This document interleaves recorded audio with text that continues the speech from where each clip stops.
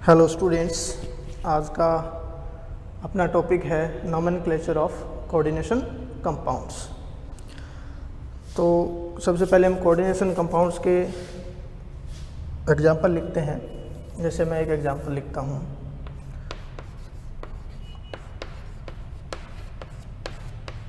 Manganese का coordination compound मान लिया ये। एक और एग्जांपल लेते हैं, जैसे प्लेटिनम का कोऑर्डिनेशन कंपाउंड ले लिया अपन ने।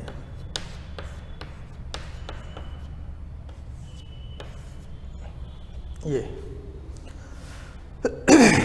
देखिए, इसमें कोऑर्डिनेशन कंपाउंड की जब अपन बात करते हैं तो नेमिंग ठीक वैसे ही लिखनी है जैसे अपन साधारण शार्ट की लिखते हैं। शुरुआत वहीं से करनी है। सबसे पहले अपने को क्या करना है कि धनायन और ऋणायन को पहचानना है। जैसे यहाँ अगर हम देखें तो ये एंटाइटी धनायन है और ये ऋणायनिक पार्ट है जो इसको बैलेंस कर रहा है। यहाँ ये न्यूट्रल है। और एक ऐसा ही एग्जांपल और लेते हैं,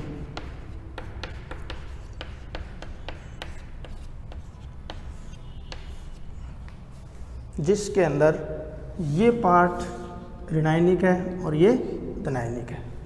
तो सबसे पहला काम अपने को क्या करना है, कोऑर्डिनेशन कंपाउंड का नाम लिखते समय सबसे पहला काम क्या करना है, धनायन और ऋणायन को पहचानना है। या मैं ये कहूँ कि अपने को ये देखना है कि कोऑर्डिनेशन एंटाइटी ऋणायनिक है, धनायनिक है या न्यूट्रल है, इस बात को पहचानना है। अगर वो धनायनिक है तो पहले इसका नाम लिखा जाएगा, फिर इस ऋणायन का नाम लिखा जाएगा। अगर वो ऋणायनिक है तो पहले इसका जो काउंटर आयन है धनायन, उसका नाम लिखा जाएगा और फिर इस पूरी एंटाइटी का नाम लिखा जाएगा। अगर वो न्यूट्रल है तो फिर इसका ही नाम लिखना है अपने को। तो हम एक एक करके जैसे इसका नाम लिखना शुरू करते हैं। तो ठीक वैसे ही जैसे मान लो एक कंपाउंड है NaCl, इसका नाम हम कैसे लिखेंगे, सोडियम क्लोराइड, यानी पहले धनायन का और फिर ऋणायन का। तो ठीक यही चीज़ अपने को यहाँ फॉलो करनी है, पहले धनायन का नाम लिखना है फिर ऋणायन का नाम लिखना है। अगर धनायन ऋणायन में से कोई एक कोऑर्डिनेशन एंटाइटी है तो उसका नाम कुछ स्पेशल नियमों के तहत लिखा जाता है। उन नियमों की अपने को आज जानकारी लेनी है। चलिए, सबसे पहला आता है कि इसका नाम लिखते समय अब अपने को कुछ नियम फॉलो करने हैं। इसमें सबसे पहले अपने को लिगेंड को पहचानना है और सबसे पहले लिगेंड का ही नाम लिखना है। लिगेंड इसमें वाटर मॉलिक्यूल है। वाटर मॉलिक्यूल को हम यहाँ एक्वा से लिखते हैं। तो यहाँ अपने को लिखना है एक्वा। अब इनकी संख्या कितनी संख्या है, 6, इसको भी बताना है। अगर संख्या 1 हो तो हम कोई प्रीफिक्स यूज़ नहीं करते। लिगेंड्स की संख्या को बताने के लिए 2 के लिए बाई, 3 के लिए ट्राई, 4 के लिए टेट्रा, 5 के लिए पेंटा, 6 के लिए हेक्सा आदि प्रीफिक्स अपने को यूज़ करने हैं। तो चलिए, यहाँ कितनी संख्या है, 6। तो इस संख्या को पहले बताएंगे। तो हम क्या लिखेंगे, हेक्सा, फिर लिगेंड का नाम, लिगेंड कौन सा है, एक्वा, फिर मेटल का नाम मैंगनीज, और फिर इस मेटल की oxidation state in Roman letters, Roman अंकों में। अब यहाँ ऑक्सीडेशन स्टेट इसकी कितनी है, +2 है। उम्मीद करता हूँ कि ऑक्सीडेशन स्टेट आपको निकालनी आती होगी, नहीं तो किसी वीडियो के पार्ट में सिखा दी। अब ये नाम हो गया इस कोऑर्डिनेशन एंटाइटी का। इसके बाद अपने को क्या करना है कि अब इस ऋणायन का नाम लिखना है। इस नाम में कहीं भी स्पेस नहीं देना। अब ये ऋणायन का नाम लिखा गया, अब धनायन का नाम लिखा गया, अब ऋणायन का नाम लिखेंगे तो गैप देना है। तो ये कौन सा आयन है, क्लोराइड। ऋणायन या धनायन अगर साधारण आयन है, इसका पार्ट नहीं है, तो इनका नाम भी साधारण जो नाम होता है वही लिखना है। अगर कोऑर्डिनेशन एंटाइटी का पार्ट है, एज ए लिगेंड कोई रिनाइन काम कर रहा है, तो हम क्लोराइड नहीं लिखते, फिर क्लोराइडो या क्लोरो लिखते। ठीक है, अब इसका नाम देखते हैं। ठीक वही काम करना है। सबसे पहले क्या करना है कि इसके अंदर देखना है कि दिनाइन कौन है, रिनाइन कौन है। तो इसमें रिनाइन दिनाइन का चक्कर ही नहीं है, क्योंकि ये न्यूट्रल एंटाइटी है।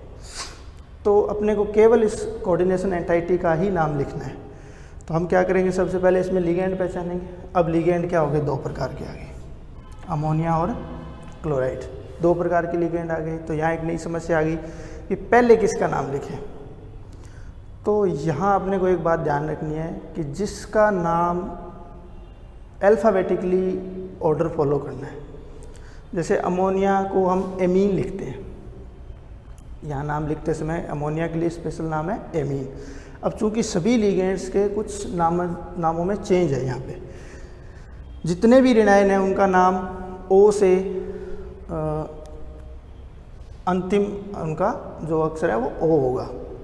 जैसे क्लोराइड है तो क्लोराइडो या क्लोरो, जनरली ये एंडिंग होगी उनकी आइडो, साइनाइडो, क्लोराइडो, फ्लोराइडो, इस तरह से। तो इन जो साधारण नाम है उसका जो भी है, जैसे क्लोराइड है तो ई को उठाकर ओ लगा दो, तो ये उसका लिगेंड का नाम बन जाएगा। यहाँ अमोनिया को हम एमीन लिखेंगे, वाटर को एक्वा लिखते हैं। तो इसकी एक लिस्ट मैं आपको दे दूँगा, इसके डिस्क्रिप्शन में PDF बना के वो आप रीड आउट कर लेना, फिर आपको ज़्यादा आसानी रहेगी समझने में। तो इनका अल्फ़ाबेटिकली ऑर्डर अगर हम देखें तो ये क्लोराइडो C से शुरू होता है और ये A से शुरू होता है। इसका मतलब पहले किसका लिखना है, इसका नाम लिखना है। तो क्या लिखेंगे, die amine die क्लोराइडो platinum second.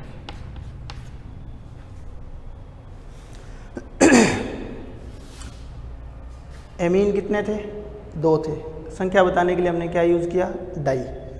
ये कितने थे, दो थे। संख्या बताने के लिए हमने क्या यूज़ किया, डाई। तो di amine di chlorido, central atom कौन है, प्लेटिनम।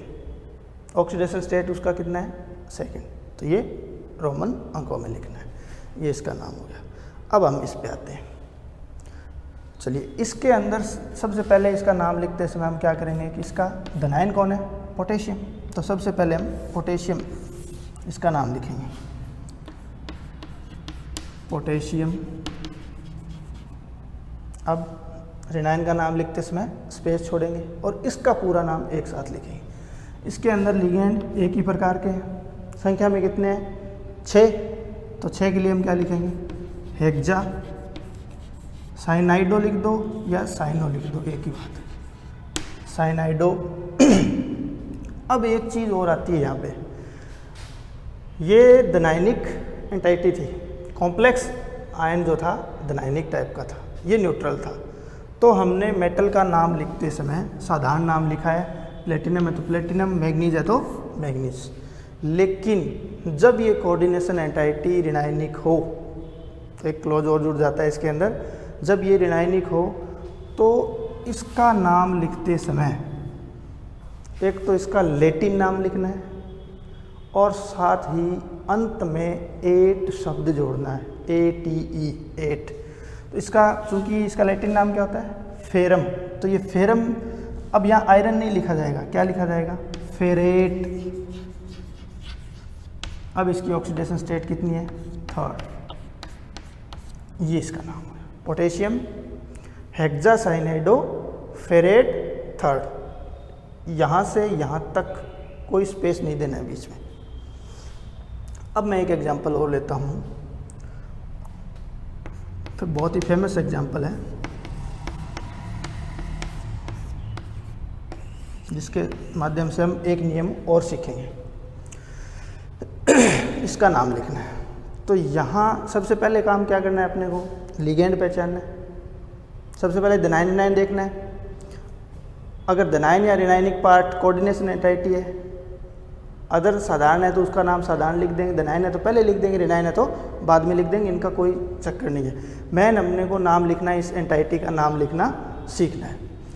तो इसके अंदर सबसे पहला काम क्या करना है, दो बातें ध्यान रखनी है। एक तो लिगेंड पहचानना है, फिर लिगेंड, उस लिगेंड का नाम क्या होगा वो देखना है, फिर उसकी संख्या बताने के लिए बाई, डाई, ट्राई, टेट्रा आदि यूज करना है, और फिर सेंट्रल मेटल एटम देखना है, फिर उसका ऑक्सीडेशन स्टेट देखना है, उसको रोमन अंकों में लिखना है। जितने भी साधारण कोऑर्डिनेशन कंपाउंड है उन सभी के नाम इतने नियमों से कंप्लीट हो जाते हैं।